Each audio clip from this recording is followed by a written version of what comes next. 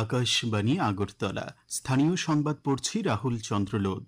এখনকার বিশেষ বিশেষ খবর হলো, ত্রিপুরা বিজনেস কনক্লেভে 1,21,000 কোটি টাকারও বেশি বিনিয়োগের 342টি সমঝোতা স্মারক স্বাক্ষরিত হয়েছে। রাজ্যে ন্যূনতম সহায়ক মূল্যে কৃষকদের থেকে সরাসরি ধান কেনা আজ থেকে শুরু হয়েছে। প্রধানমন্ত্রী নরেন্দ্র মোদী তাঁর 3 দেশ সফরের শেষ পর্যায়ে অকল্যান্ডে এসে পৌঁছেছেন। দুই ইউরোপীয় শক্তিধর দেশ স্পেন ও বেলজিয়াম আজ বিশ্বকাপে মুখোমুখি। এবারে বিস্তারিত সংবাদ। 2 দিনব্যাপী ডেস্টিনেশন ত্রিপুরা বিজনেস কনক্লেভ 2026 আজ আগরতলার হাঁপানিয়া আন্তর্জাতিক মেলা প্রাঙ্গণে শেষ হয়েছে।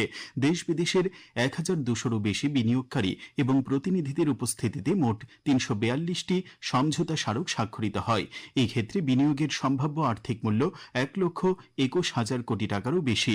আজ মেলা প্রাঙ্গণে সাংবাদিক সম্মেলনে শিল্প ও বাণিজ্য দপ্তরের সচিব কিরণ গিত্তে এই তথ্য জানান। তিনি আরও জানান, মুখ্যমন্ত্রী ও রাজ্য মন্ত্রিসভার সদস্যরা বিনিয়োগকারীদের সঙ্গে একান্ত বৈঠক করেন। রাজ্যে শিক্ষা, বিদ্যুৎ, পর্যটন, রিয়েল এস্টেট, কৃষি, উদ্যান, প্রাণী সম্পদ বিকাশ, শিল্প, স্বাস্থ্য পরিষেবা সহ বিভিন্ন ক্ষেত্রে সমঝোতা স্মারক স্বাক্ষর নিয়ে সংশ্লিষ্ট দপ্তরগুলির সচিবগণ সাংবাদিক সম্মেলনে বিস্তারিত উল্লেখ করেন। বিজনেস কনক্লেভে এনএইচপিসি লিমিটেড এবং ত্রিপুরা বিদ্যুৎ নিগমের মধ্যে একটি দীর্ঘমেয়াদী বিদ্যুৎ ক্রয় চুক্তি স্বাক্ষরিত হয়েছে। এই চুক্তির আওতায় অরুণাচল প্রদেশে নির্মীয়মান এনএইচপিসির 1,720 মেগাওয়াট ক্ষমতাসম্পন্ন জলবিদ্যুৎ প্রকল্প থেকে ত্রিপুরা বিদ্যুৎ পাবে। প্রকল্পটি বাণিজ্যিক উৎপাদন শুরু হওয়ার পর থেকে টানা 40 বছর এই চুক্তি কার্যকর থাকবে। কৃষিমন্ত্রী রতনলাল নাথ বলেছেন, আগরতলায় বিজনেস কনক্লেভে রাজ্য কৃষি দপ্তরের সঙ্গে 29টি সংস্থা 1,117 কোটি টাকা বিনিয়োগের লক্ষ্যে মৌ স্বাক্ষর করেছে। কৃষি ও উদ্যানজাত ফসল বাজারজাতকরণ, গুণগত মান উন্নয়ন, সেন্টার ফর এক্সিলেন্স ইত্যাদি বিষয়ে লগ্নির প্রতি ওই সংস্থাগুলো আগ্রহ দেখিয়েছে। এদিকে আজ আগরতলার অরুন্ধতিনগরে কৃষি দপ্তরের গবেষণা কেন্দ্রে এক অনুষ্ঠানে কৃষিমন্ত্রী আরব আমির শাহির দুবাইয়ের একটি আন্তর্জাতিক খ্যাতিসম্পন্ন ব্যবসায়ী সংস্থার কাছে 182 কিলোগ্রাম সুগন্ধিযুক্ত কালি খাসা চাল, 1,200টি সুগন্ধি লেবু এবং 300টি কুইন ভ্যারাইটির আনারস রপ্তানির সূচনা করেন। রাজ্যে ন্যূনতম সহায়ক মূল্যে কৃষকদের থেকে সরাসরি ধান ক্রয় কর্মসূচি আজ থেকে শুরু হয়েছে। মুখ্যমন্ত্রী অধ্যাপক ডাক্তার মানিক সাহা উদয়পুর মহকুমার কাঁকড়াবন উচ্চ বিদ্যালয় প্রাঙ্গণে আয়োজিত অনুষ্ঠানে এই কর্মসূচির সূচনা করেন। খাদ্য দপ্তরের উদ্যোগে এবং কৃষি দপ্তরের সহযোগিতায় চলতি রবি মরশুমে প্রতি কুইন্টাল ধানের ন্যূনতম সহায়ক মূল্য 2,369 টাকা নির্ধারণ করা হয়েছে। এবছর মোট 20,800 মেট্রিক টন ধান ক্রয়ের লক্ষ্যমাত্রা নেওয়া হয়েছে। রাজ্যের 31টি কেন্দ্রে পর্যায়ক্রমে কৃষকদের কাছ থেকে ধান সংগ্রহ শুরু হবে। অনুষ্ঠানে মুখ্যমন্ত্রী বলেন, কৃষকদের আর্থ সামাজিক মানোন্নয়নে কেন্দ্রীয় সরকারের প্রকল্পগুলি 100% বাস্তবায়নের লক্ষ্য নিয়ে রাজ্য সরকার কাজ করছে। রাজ্যে বর্তমানে 35,500 হেক্টর জমিতে কৃষিকাজ হচ্ছে। পতিত জমিকে অধিক পরিমাণে কৃষি আওতার আনার জন্য সরকার উদ্যোগ নিয়েছে। অনুষ্ঠানে বক্তব্য রাখেন খাদ্যমন্ত্রী সুশান্ত চৌধুরী, বিধায়ক অভিষেক দেবরায়, জিতেন্দ্র মজুমদার। ঊনকোটি জেলার কৈলাসহর ও কুমারঘাট দুটি মহকুমাতেই বন্যা পরিস্থিতির উন্নতি হয়েছে। জেলার দেও ও মনু নদী ও তার শাখা লক্ষ্মীছড়ায় জলস্তর কমেছে। জেলার বিভিন্ন ত্রাণ শিবিরগুলি থেকে বন্যার কারণে আশ্রিত মানুষজন আজ দুপুর থেকে নিজ নিজ বাড়িঘরে ফিরতে শুরু করেছেন। কুমারঘাট মহকুমায় 29টি ত্রাণ শিবিরের মধ্যে বর্তমানে 21টি ত্রাণ শিবির খোলা রয়েছে। কুমারঘাটের মহকুমা শাসক NS চাকমা আমাদের আকাশবাণীর জেলা সংবাদদাতা অনুপম ভট্টাচার্যকে জানিয়েছেন, বন্যায় ক্ষয়ক্ষতি নিরূপণের লক্ষ্যে প্রাথমিক কাজ শুরু হয়েছে। বন্যা পরবর্তী পরিস্থিতিতে জনস্বাস্থ্য রক্ষায় যথাযথ উদ্যোগ নেওয়া হয়েছে। এই খবর আপনারা শুনছেন আকাশবাণীর আগরতলা কেন্দ্র থেকে। প্রধানমন্ত্রী নরেন্দ্র মোদী তাঁর 3 দেশ সফরের শেষ পর্যায়ে আজ অকল্যান্ডে এসে পৌঁছেছেন, যেখানে নিউজিল্যান্ডের প্রধানমন্ত্রী ক্রিস্টোফার লাকসন তাঁকে উষ্ণ অভ্যর্থনা জানান। প্রবাসী ভারতীয়দের পাশাপাশি বহু নিউজিল্যান্ডবাসীও ঐতিহ্যবাহী মাওরি অভিবাদন কিয়া ওরা মোদির উচ্চারণে তাঁকে স্বাগত জানান। প্রায় 40 বছর পর একজন ভারতীয় প্রধানমন্ত্রীর এই সফর উভয় দেশের কাছে গর্ব এবং গভীর আবেগের। আয়ুষ্মান ভারত ডিজিটাল মিশনের মিশন স্টিয়ারিং গ্রুপের 3য় সভা আজ নয়াদিল্লিতে অনুষ্ঠিত হয়। পৌরোহিত্য করেন কেন্দ্রীয় স্বাস্থ্যমন্ত্রী জে.পি. নাড্ডা। ভার্চুয়ালি এই সভায় অংশগ্রহণ করেন মুখ্যমন্ত্রী অধ্যাপক ডাক্তার মানিক সাহা। তিনি বলেন, আয়ুষ্মান ভারত ডিজিটাল মিশন কেন্দ্রীয় সরকারের একটি গুরুত্বপূর্ণ ডিজিটাল স্বাস্থ্য উদ্যোগ। এর মাধ্যমে দেশের প্রত্যেকটি নাগরিকের ডিজিটালি স্বাস্থ্য পরিচয় প্রদান করার পাশাপাশি স্বাস্থ্য পরিষেবাকে নিরাপদ ও সুসংহত প্ল্যাটফর্মের আওতায় আনা সম্ভব হয়েছে।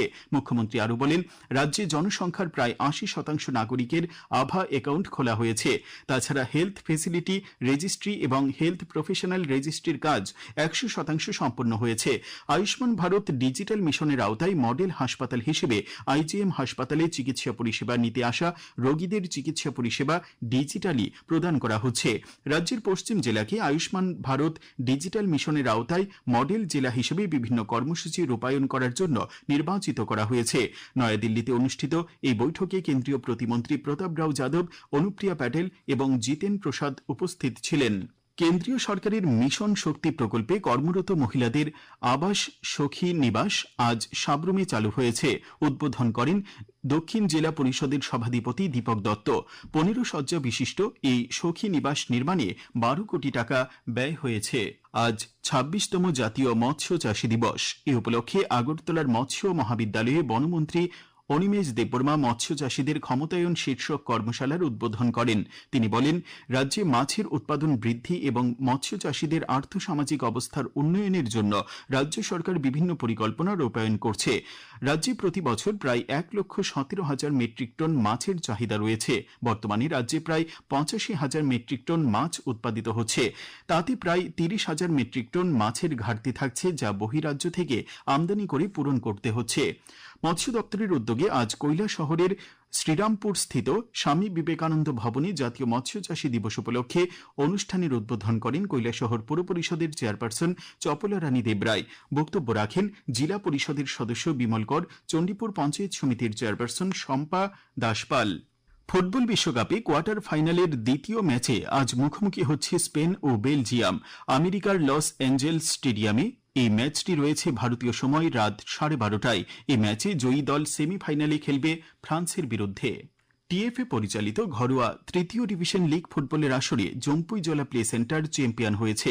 আজ উমাকান্ত মিনি স্টেডিয়ামে অনুষ্ঠিত সুপার লিগের পঞ্চম খেলায় জম্পুইজলা প্লে সেন্টার ৫-০ গোলে ভারতরত্ন সংঘকে হারিয়ে দেয়।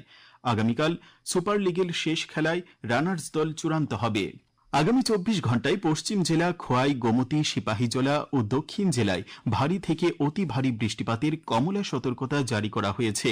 তাছাড়া বাকি জেলাগুলিতে ভারী বৃষ্টিপাতের সম্ভাবনা রয়েছে। আবহাওয়া দপ্তরের পক্ষ থেকে জানানো হয়েছে, গত ২৪ ঘণ্টায় রাজ্যে সর্বোচ্চ বৃষ্টি হয়েছে দক্ষিণ জেলার সাব্রুমে ৮৩.৫ মিলিমিটার।